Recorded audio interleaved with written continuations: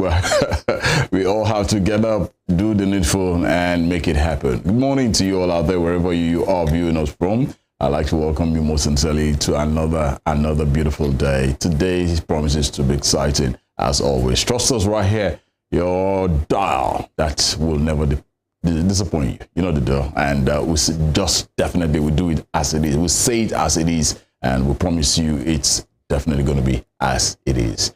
Welcome to Morning Spring. TUNDE IDOWU is my name at Irresistible City on Twitter.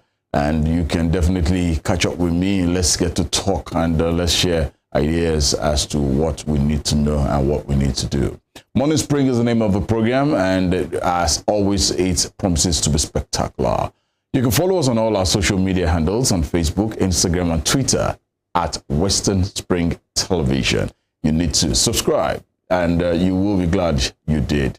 We have quite a whole lot to look into this morning. We will definitely kick things off very shortly with the dailies. What are the major stories making the round from the various dailies that we have with us and for us this morning? We will check them out, and obviously we'll go into details of what we will need to do on this beautiful Monday morning. How are we getting ready for work? Some of us should be at work, but definitely let's accompany you in the best of ways and the best of form. Let's get this started. We will take a short break. When I return, the newspapers, we'll check them out. Stay with us.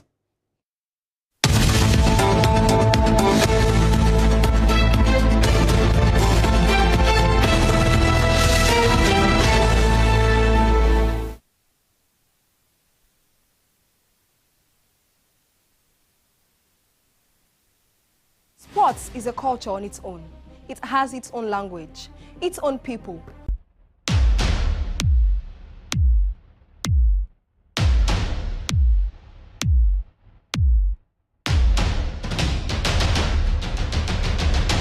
Sports is a culture on its own.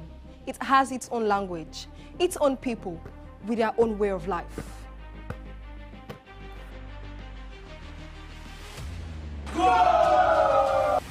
The world of sports is never void of actions, stories, dramas, and scandals. I guess you need a sports show that can walk the walk and talk the talk. On this show, we answer all your sporting questions. The whens, the whys, the wheres, and even the what ifs. Sports Spring is that show that will give you that new lease of life you've been looking for in sport journalism. Join me, Joseph Atewe, and your sports Amazon, Nengi Ernest. On this station, Western Spring Television, channel 190, only on Star Times. Let's talk sports. Let's speak the most universal language of the world. Arrested, affected, sound, found. What do we see? What do we say? Flowing from a spring, a fact A to Z. Check and confirm. Ever is pounding current events, traveling down from the business gist to the globally arising happenings, to the sports news, to the bittersweet infos.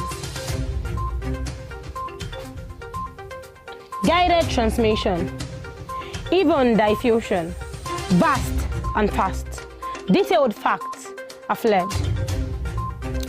Within seconds, nuggets of words that flew across borders are fired.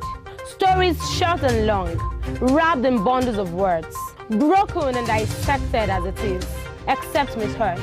This is the news as it is.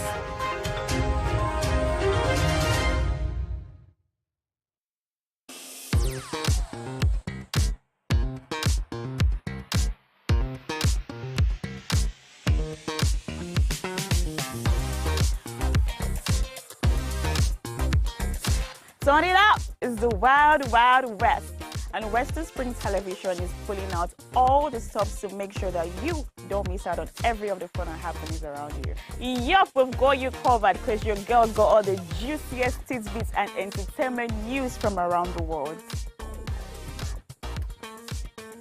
Cross over to the chocolatey side of entertainment.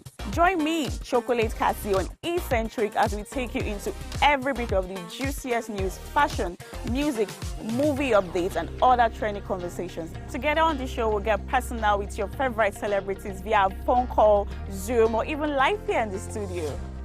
each century could be shown on your TV screen on Western Spring Television, channel 190, only on Star Times.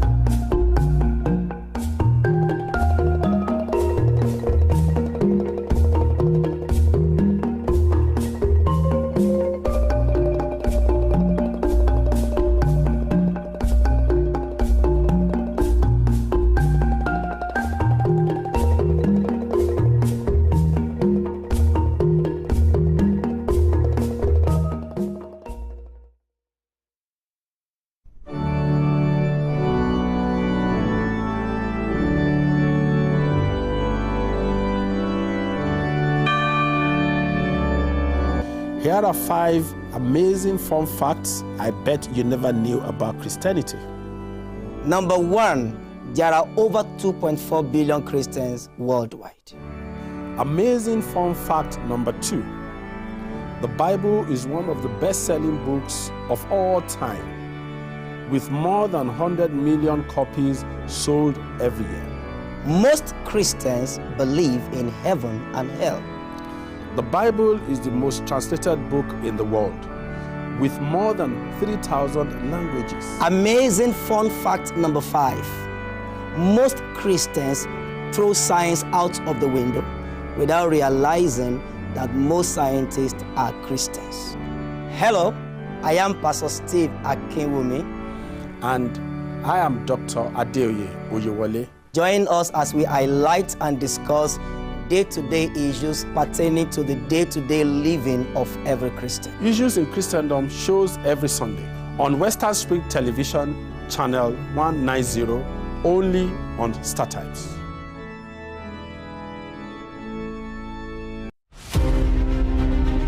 The Berlin Conference of 1884 defined the configuration of Africa, which hitherto existed as a continent of multiple kingdoms and empires under native rulers. The conference, otherwise referred to as Congo Conference, regulated European colonization and trade in Africa as initiated by German leader Otto von Bismarck. The Berlin Conference is often called the scramble for and partitioning of Africa, as each of the imperial powers carved separate portions of the continent for themselves without recourse to racial and cultural identities and differences. 137 years after the Berlin Conference was held, Africa remains a legitimized playground for European nations that sought to exploit its wealth and resources and manipulate its human capital to promote trades and investments of Western powers. Western Spring Television identifies Berlin Conference as a major event in history.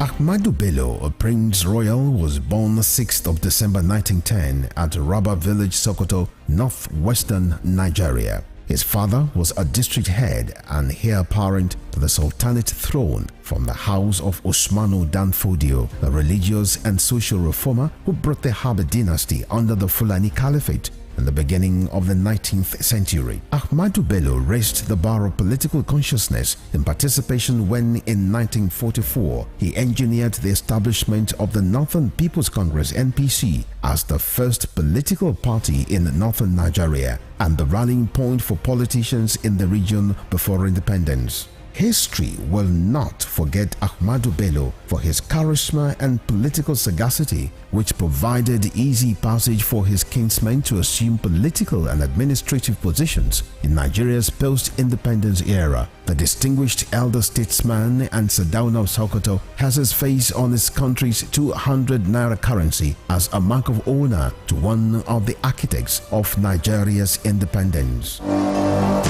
Western Spring Television identifies Ahmadu Bello as a watershed character in history. This iconic African presents the narrative of a man destined to exert an imperishable global influence in Western education. His was a story of a freeborn, captured and sold into slavery. He was born in Oshogun, a native Yoruba village near Iseyin in Okiogun axis of southwest Nigeria. Samuel Ajayi Crowther was the foundation student of Fora Bay College, Sierra Leone, the foremost university where the pioneer set of native Africans were educated. Samuel Ajayi Crowther's greatest contribution to humanity was his translation of the Holy Bible into the Yoruba language. The man who authored the Yoruba dictionary was also credited with the translation of English classic hymns into Yoruba and the Ekwere languages. Samuel Ajayi Crowther's private residence in Badagry, incidentally the first story building in Nigeria, is an archival museum dedicated to the memory of Africa's first bishop. Western Spring Television identifies Samuel Ajayi Crowther as a watershed character in history.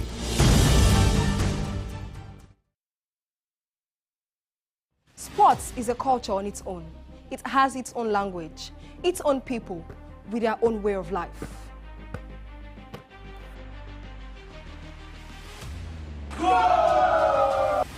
The world of sports is never void of actions, stories, dramas, and scandals. I guess you need a sports show that can walk the walk and talk the talk. On this show, we answer all your sporting questions. The whens, the whys, the wheres, and even the what ifs. Sports Spring is that show that will give you that new lease of life you've been looking for in sport journalism. Join me, Joseph Atewe, And your sports Amazon, Nengi Ernest. on this station, Western Spring Television, channel 190, only on Star Times. Let's talk sports. Let's speak the most universal language of the world. Arrested, affected, sound, found. What do we see? What do we say? Flowing from a spring. A fact A to Z. Check and confirm. Ever is pounding current events. Traveling down from the business gist to the globally arising happenings, to the sports news, to the bittersweet infos. Guided transmission, even diffusion, vast and fast, detailed facts are fled. Within seconds, nuggets of words that flew across borders are fired. Stories short and long, wrapped in bundles of words, broken and dissected as it is, except misheard. This is the news as it is.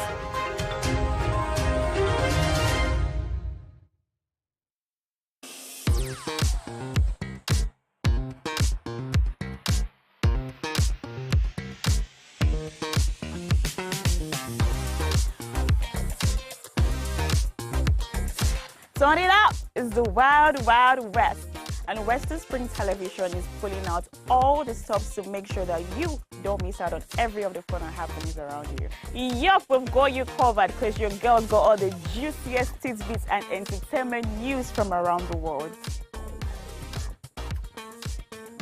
Cross over to the chocolatey side of entertainment. Join me, Chocolate Cassie, on Eccentric as we take you into every bit of the juiciest news, fashion, music, movie updates, and other trending conversations. Together on the show, we'll get personal with your favorite celebrities via phone call, Zoom, or even live here in the studio. Eccentric will be shown on your TV screen on Western Spring Television, channel 190, only on Star Times.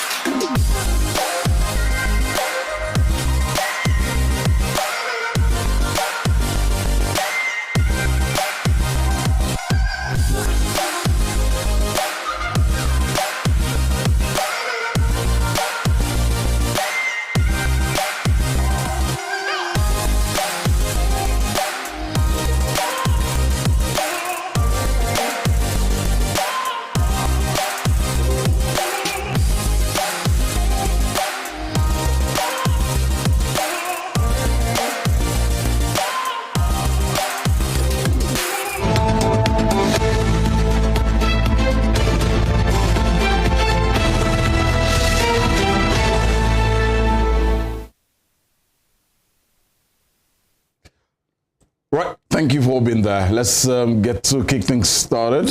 Checking out some of the stories making the rounds from the dailies for today. I got quite a couple of papers with me. The Nation, Punch newspaper, Nigerian Tribune, The Guardian. Well, I'll kick things off from the pages of the Punch newspaper this morning. Let's move over to the Punch newspaper, and you have the big bold caption there. It says Naira devaluation pushes up vehicle duties by 40%. I don't pity whoever is planning to get a new car at this moment in time. Vehicle duties at 40%. There are riders, two riders just below that major headline there. It says custom raises exchange rate from 422 naira to a dollar to 589 naira to a dollar. Operators kick as import duties jump. Whoa. Economists berate federal government, says policy will cause job losses, impoverish Nigerians, and worsen hardship. Yes, I totally concur. We just hope something could be done there. And just below that major story there, you have the picture of the Secretary to the Government of the Federation, Judge Akume, Senator Judge Akume, and also you have the CEO, Chairman, NDLEA, National Drug Law Enforcement Agency, Brigadier General Buba Marwa, and members of the FRSC during the commissioning of the newly purchased operational vehicles for the FRSC there. And we wish them the best and hope these cars will be used well, and well, I mean. On the bottom strip of the same daily, 452,443 UTME candidate jostled for 78,578 medicine spaces. Wow. For almost 500,000, almost 500,000. And we're still just looking at about 78,000, just almost 80,000. What will be the fate of the remainder of over 320-something thousand set of people who will probably now not get admission? This is the point at which you see bribery and all sorts, the backdoor method coming into play at this moment in time. We just hope we get this right. If we know this is a specified number of spaces for this certain for certain courses, for all courses rather, not even certain, all courses, there's no need whereby we now tend to have more than enough of the students who will jostle for these courses, and still they'll have to probably digress, move to other courses, or sit at home for another 1 year, which this is not really too nice here. Still on the pages of the Punch newspaper for today, the red strip there this morning, not looking nice. Masked gunmen kidnap Ogun business women, villagers rescue farmers. Wow. And this is a big warning coming in from a cleric, and it is actually going out to all our Muslim brothers and sisters, fathers and mothers here, and majorly to my director, and I know he's actually listening. He says clerics warn Muslims not to borrow for salah rams. If you cannot afford rams, if you cannot get to buy a ram, please just cut your coat according to your cloth, right? And just as I told my director, he's very, very, very nice. I will look at bringing out the sale of my chicken, so you could come and get one or two. Well, basically, my director knows that we will be having a nice time at his place on Wednesday and Thursday. So that aside, moving further to the top strip of the Punch newspaper, debt servicing rose to 1.24 trillion naira in first quarter of 2023. That's a report there. The debt servicing, wow, 1.24 trillion naira in the first quarter of 2023. And just beside that same daily there, Discos failed to remit 208 billion naira. That's credited to the federal government. Where has 208 billion naira flown to? What happened? These are questions Nigerians are asking, And we've heard that there will be a hike in the price of about 40% hike in electricity tariff as from the 1st of July. Now, where has 208 billion naira flown off to? People should answer for this. This is not just, I'm not talking about 208 naira or 2008 8 naira, but this is humongous. This is large. So how could this goes not remit to the federal government account? And those auditing, where were they? Should this not have been probably on monthly basis, on quarterly basis? When this was noticed, why weren't they speaking out before now? This is just, it's not really too nice, and we just hope something meaningful can be done, because we all clamor to say we want good roads, we want security, we want good water, health system, we want so many basic amenities in our dear nation. But all this money is when just probably a set of people siphon it, but then we'll just leave until we are able. This is just for them to prove that, give us the benefit of doubt that no, this was why these monies were not paid to the federal government account, because they used it for certain things. But not that we will be asking and wanting to know where has 208 billion naira flown to. Last story right there on the pages of Punch newspaper. Lagos Ibadan gridlock traps motorists for hours. You needed to have seen what it looked like yesterday coming in from Lagos. Yeah. But wow, I don't envy anybody traveling on that road at this moment in time, honestly. Let's move on quickly on the pages of Nigerian Tribune. Nigerian Tribune newspaper says Nigeria's public debt rises to 49 trillion naira. Public debt rises to 49 trillion naira. And moving further down, increasing suspense over Tinubu's ministerial nomination. You want to know more about that? You can check it out from page 22 of Nigerian Tribune for this morning. Still with Nigerian Tribune, subsidy removal. Nigerians must reduce wastage, invest more, be innovative. That's credited to an expert talking there. And I 100% concur with that word, that is very necessary at this moment in time. Survival becomes more difficult for us. That's credited to private school owners speaking there. Okay, and just beside that same daily, tribute as renowned mass communication professor Lyosho dies in car crash. Wow, yeah, I remember this man. Yeah, oh, may his soul rest well. May his soul rest well. Now, Kano court restrains Governor Yusuf from demolishing buildings. The buildings that have gone down in Kano State in the last 4 weeks, it's cause for concern. And we just hope something better. Even if you're bringing this down, there should be a tangible reason why this is being brought down. Moving on here, Nigeria's maritime industry loses $100 billion annually over non-implementation of Cabotage Act. What's Cabotage Act? Yeah, this is something I'll find out. So how can we, $100 billion yearly? That's large. Wow, that's large. Let me just leave it at that. On the top strip of the same daily, over 127,000 Nigerian students in UK higher institutions. That's credited to the British High Commissioner there, speaking there. Over 127,000. Wow. Then fluctuations in airfares trace to federal government's unification of dollar market. Fluctuations in airfares trace to federal government's unification of dollar markets. And he's a writer there. It says IATA has no power to peg naira to dollar. And Nanta, that's credited to Nanta president there. All right. In the next couple of days, we just hope these measures or thereabouts, we'll find out what it looks like and what does it mean, what benefit and the impact this will serve to citizens of this great nation.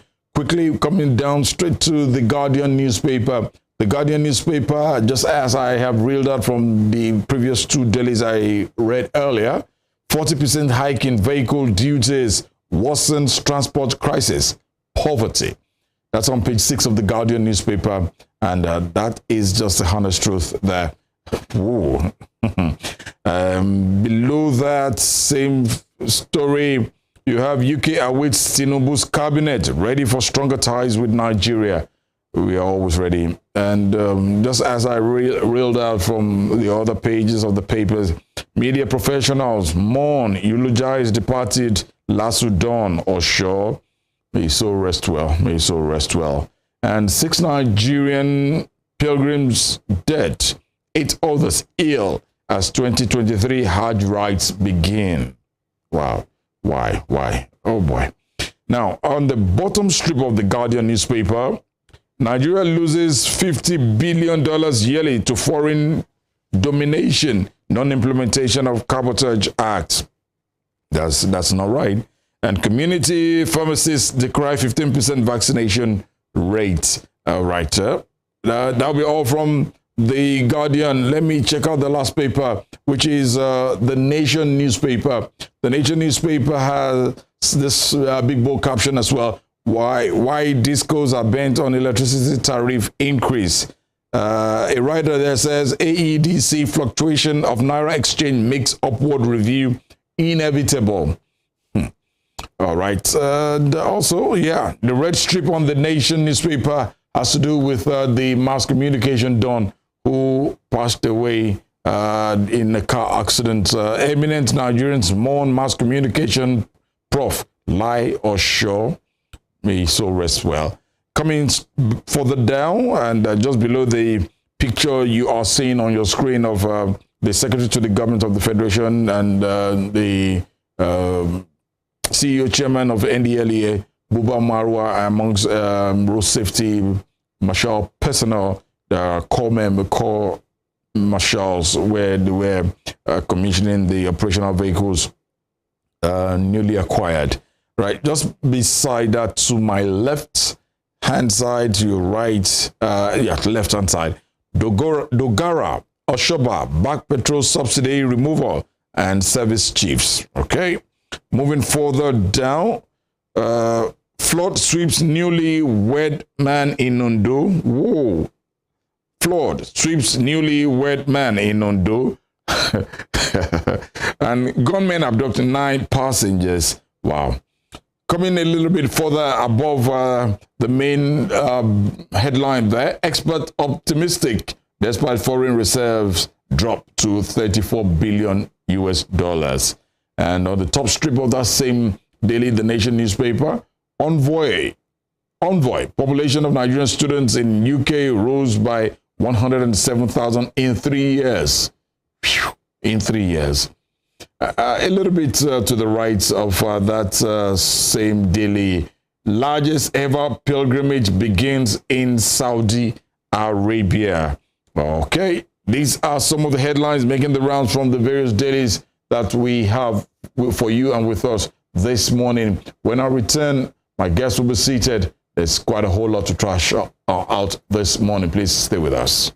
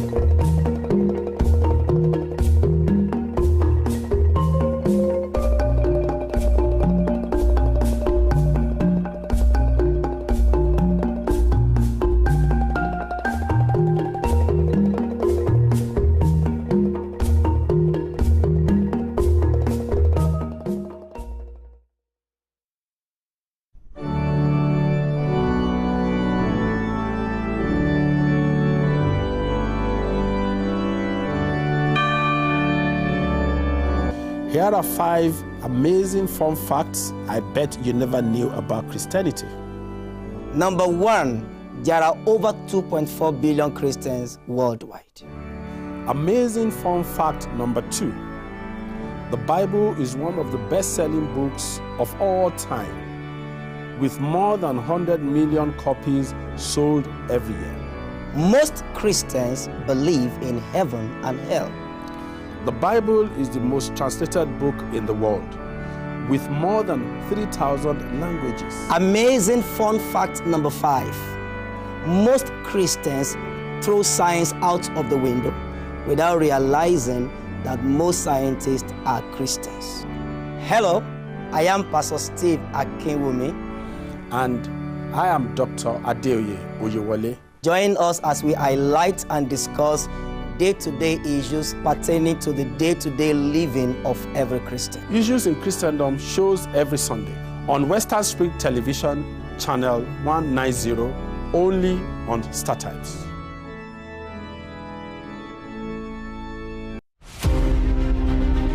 The Berlin Conference of 1884 defined the configuration of Africa, which hitherto existed as a continent of multiple kingdoms and empires under native rulers. The conference, otherwise referred to as Congo Conference, regulated European colonization and trade in Africa as initiated by German leader Otto von Bismarck. The Berlin Conference is often called the scramble for and partitioning of Africa, as each of the imperial powers carved separate portions of the continent for themselves without recourse to racial and cultural identities and differences. 137 years after the Berlin Conference was held, Africa remains a legitimized playground for European nations that sought to exploit its wealth and resources and manipulate its human capital to promote trades and investments of Western powers. Western Spring Television identifies Berlin Conference as a major event in history.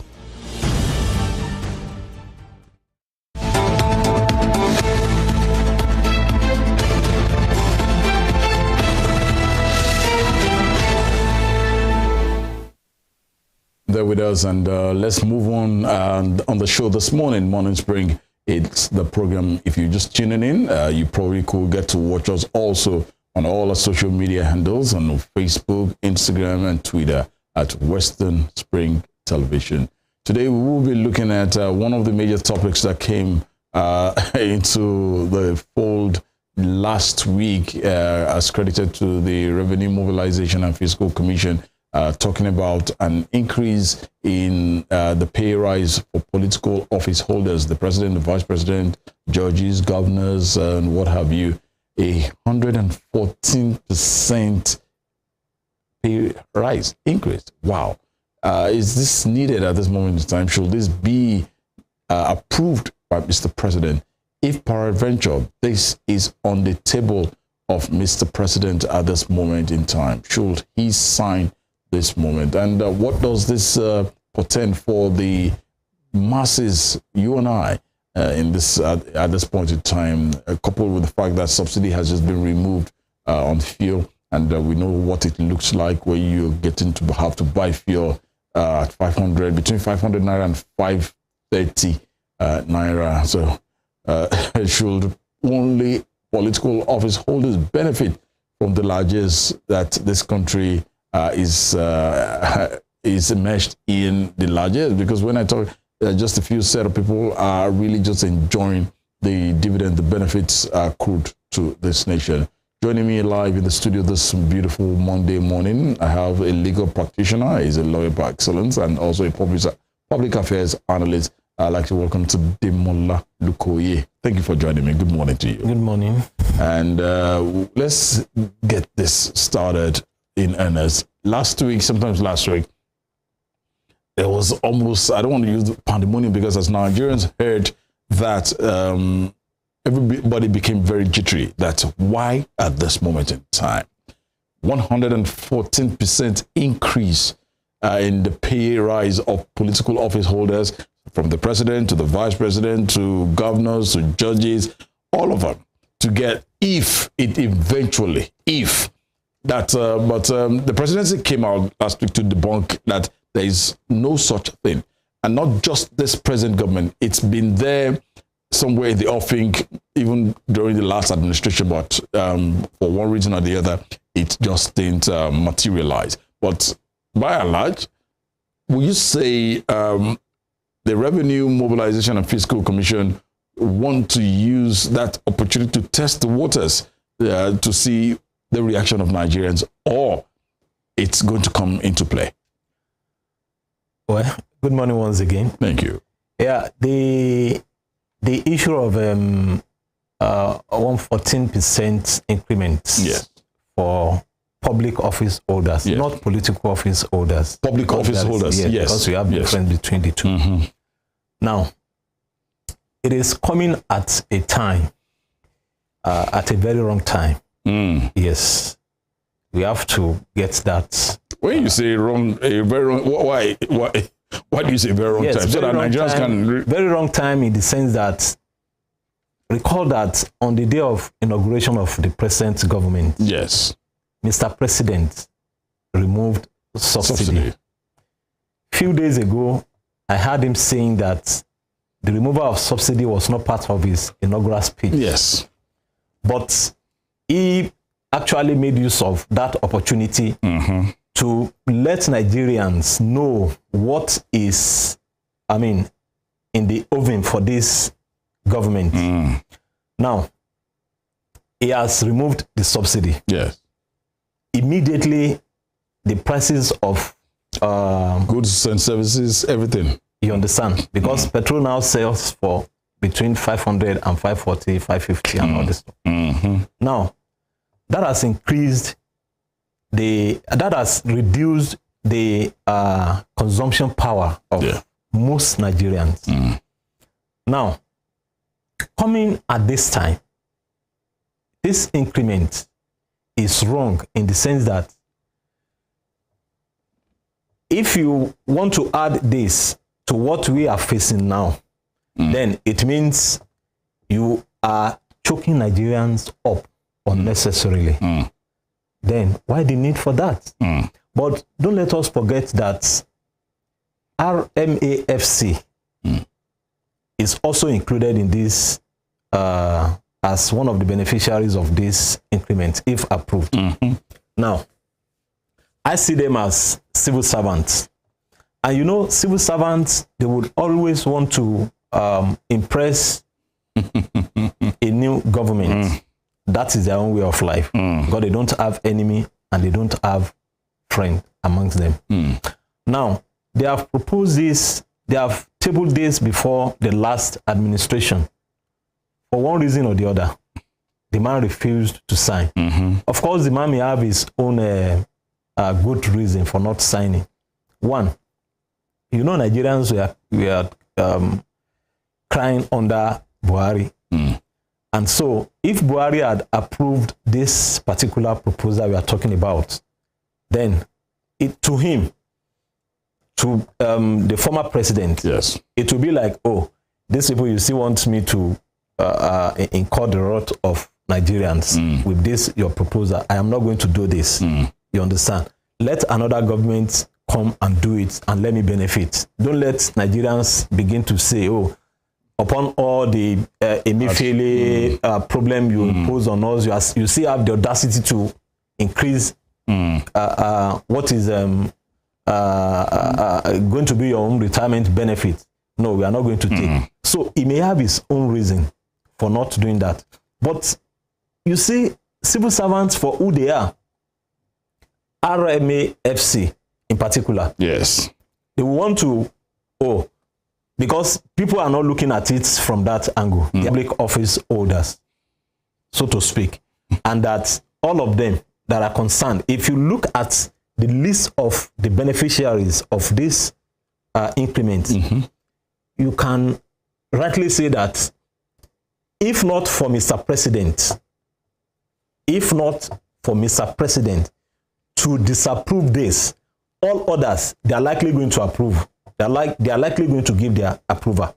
Because why? The National Assemblies are there, Assembly members are there. which will be put forth to them, and obviously they will want something to benefit. They are not going to reject it. But constitutionally, legally, how many years should this be reviewed? And if this is going to be reviewed and accepted, what does this leave, and where does this leave the civil servants, the younger Nigerians? Because I like to differentiate them as they are the bigger Nigerians. They enjoy the dividends of free house, free cars, free this, free that. They probably don't care about what petrol looks like, whatever amount, it must always be there. But you and I, whereby we'll probably have to calculate all these things that, hey, but legally, is it one of those things that should be looked into and adjusted regularly? Well, to me, let me be sincere with you. I don't really like the idea of having RMAFC in the first place. Why do we have to have? Okay. Why do we have to have a commission for such special task? For what? Do you understand? Why can't we leave the issue of public office holders, pensions, and salaries and wages to all those who are concerned? Let each state decide who takes what. Do you understand? Yes, please. Now, we have 109 senators. We have over 300 House of Reps. All of them are going to benefit from this proposal, right? Now, going by the provisions of the upon which the RMAFC are working, at least within 5 years, they have to do the increment. But they claim that the last one they did was in 2006, isn't it? Which is over 17 years ago now. Now, the issue is, like you have rightly said, when you say Mr. President is earning 3.5 million naira, it is not just that 3.5 million naira. Because what Mr. President is not using a dime from that 3.5 million naira to buy diesel, to buy petrol, to buy rice, to buy beans. Do you understand? And so, the 3.5 million naira we are talking about, they are looking at it from their own angle that, oh, why should the president of a country be earning 3.5 million naira? Do you understand? Yes, please. Now, if Nigeria can afford to have RMAFC in place, why can't we have the same for the civil servants who are working? And don't also forget that under Section 84, yes, please, where this proposal is coming from, the list of beneficiaries includes the legislative bodies, the executive bodies, and the judicial bodies. Now, out of all these three, it is only the judiciary that is contributing to this purse where everybody wants to take from now. Because it is only the court that charges all these small amount of money. You want to go and file in court to pay. You want to do this. What is INEC contributing to the purse? INEC is a beneficiary. RMAFC itself, what are they contributing to the purse? They are one of the beneficiaries. The National Assembly, what revenue? Just like you're using Peter to pay Paul. You understand? Wow. So what benefits? What benefits will it be to Nigerians? In the course of the subsidy removal, we remember that just as Mr. President announced during his inaugural speech that subsidy was gone, the NLC kicked and they frowned and what have you. That okay, eventually, look, we are proposing a 200,000 naira minimum wage. If the 200,000 minimum wage is accepted, if it's accepted, don't you think this probably will work out for this revenue mobilization and this 114% increase? Can they now say, at least we have accepted that of civil servant, 200,000. So let's them review ours as well. Well, the issue is this. When you look at the civil servants, there is a gap between them and the public office holders. Yes. Because, like I said earlier, public office holders like Senate President, for instance, he has so many staff. He's living on government's funds. You understand? He's not buying fuel. At least, I am not sure whether they pay for medical expenses. If they are traveling overseas, Nigeria is going to pay for it. Do you understand? All these things are not applicable to civil servants. And the way they will look at it, if they want to approve 200,000 naira for civil servants, is that because they may think that it should be enough for civil servants, but it is not. It is not. Do you understand? But their own, they will say, oh, we only have 4 years to stay in office, at most 8 years. But those in the National Assembly, they may spend more than that. Yes. It is only president and vice president that cannot spend beyond that. And those who are on a tenured appointments, like the CJ or the others. Now, if you look at the value at the end of the day, it is not going to benefit the civil servants the more. Because that 200,000 naira you are going to receive every month cannot take you to anywhere with the current situation now. Now you have a car. Let's say you have one car. If you want to fuel your car for a week, now, let's say you are living within Oshobo, and it's just for you to leave your house, go to office, and come back. Don't go anywhere again. You have at least 10,000 naira fuel in your car, right? Now, don't talk of somebody who lives in Oshobo and works in Ife or works elsewhere. Do you understand?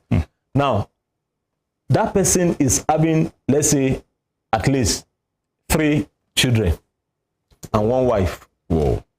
Are they not going to eat? How much is beans? How much is rice now? How much are they selling pure water? Do you get it? Absolutely. So at the end of the day, this 200,000 naira is nothing. It means nothing. So you coming up with your own increment now, upon the fact that you are not even spending from that money, it is killing. Let's be a little bit realistic and looking at the body language of Mr. President now that he has assumed. That's talking about PBAT right now. For him, if that letter is placed on his table right now, and he's seated on his table right now, do you think he should sign? Well, I am not a spokesperson, but I have, let me say, 80% believe that Mr. President may not give his approval, yes, to that. Because he would also want to look at what is going to be the reaction of Nigerians. Do you understand? We are still battling with him. It is because his government is still new and he has taken some steps in the right direction. That is why Nigerians are not yet angry with him. You understand? Now, if he comes up with the approval of this now, I'm telling you, he's not going to find it easy. That's just it. Well, looking at this issue over the years, public office holders tend to really enjoy the dividends of being in governance, and the rate at which governance is being done in Nigeria, wow, it is alarming. Now, all this set of people, the National Assembly members, both the Senate and the reps, we haven't. Is it possible? Because if this increment is looked into and assented to, wow, the jump, Nigerians are still shouting that what these guys pick up as salaries is alarming, it's killing, that. If this is done, do you think public office holders, the spending spree in governance, how can it be reduced? That even if they have to make up with this increase, it wouldn't be on this humongous level. For instance, from one of the dailies this morning, I saw it that I think about, is it 14 billion or something will be spent on internet in Aso Rock. And I wonder, are they downloading films or what? Look, how can the rate at which spending in governance can be reduced? Now, let me first start with that internet palaver in Aso Rock. We may not actually understand how it works. You know, Aso Rock is not just an office. It's an office for the president of a whole country, comprising of so many units. And the type of internet to be used there is not the type of internet I'm using in my home. Okay. You understand? Okay. So, but notwithstanding, you know, it's going to be contracted out. And so when you are contracting out government projects, you know how it is being done in this part of the world. So let's leave that at that. But it's not as if it's something that is cheap, but it may not also be as high as what they have budgeted for. Now, let's look at the issue of government spending.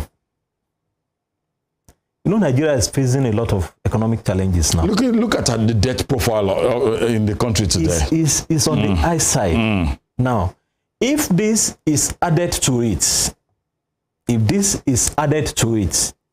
now, how can you now convince Nigerians that this country is poor? Do you understand? Yes, please. How are you going to tell us, how are you going to come online, live and tell us Nigeria is poor, Nigeria cannot afford this, Nigeria cannot afford that, Nigeria cannot do this, Nigeria cannot do that? We are talking of free education for, you know, from primary to secondary school levels. And we are saying Nigeria cannot provide it. So if you can afford to spend trillions of naira on recurrent expenditures, how are you going to convince us that, oh, we cannot afford free education? How much is free education going to cost our government? So if we are looking at it from that angle, then we are likely going to all agree that, oh, this proposal is not something that should even be considered at all. At all. It should not be considered, not even at this time. Moreover, I am of the view that the issue of salaries and wages should be left to each state to decide. Because we claim to be practicing democracy, to be practicing true federalism. What is true federalism when you have a body now deciding for how much public officers from Osun State is going to be paid? And that one is being decided at the national level. No, let Osun decide how much they want to pay their governor. If they can afford to pay their governor 5 million naira per month, so be it. And if they say, oh, Mr. Governor, if you want to be our governor, we cannot pay you more than 200,000 naira. If it is okay, let him take it. If not, let him reject. Is it possible where that can actually materialize? Because most people have said, look, each state, Osun cannot be compared to a state like Lagos. The IGR, where its sources of IGR is massive in Lagos. What could be done? Could this be assented to? Could this be discussed on the floor of the National Assembly? That, look, let every state determine what will pay our workers, what will pay the public office holders, and what have you. Can this be constitutionally constituted? You know, I don't think it is something too much to achieve. Okay.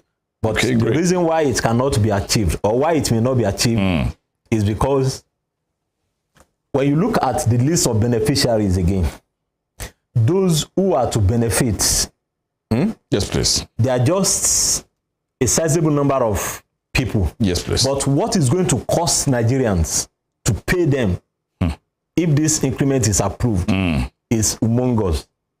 Do you understand? Now, they are likely going to consider their own interest, because wherever an issue involves money, people don't joke with money. And we are not talking of thousands of naira, we are talking of millions of naira. Do you understand? Yes, please. And so, wherever such is tabled, that let each state, have its own mode of paying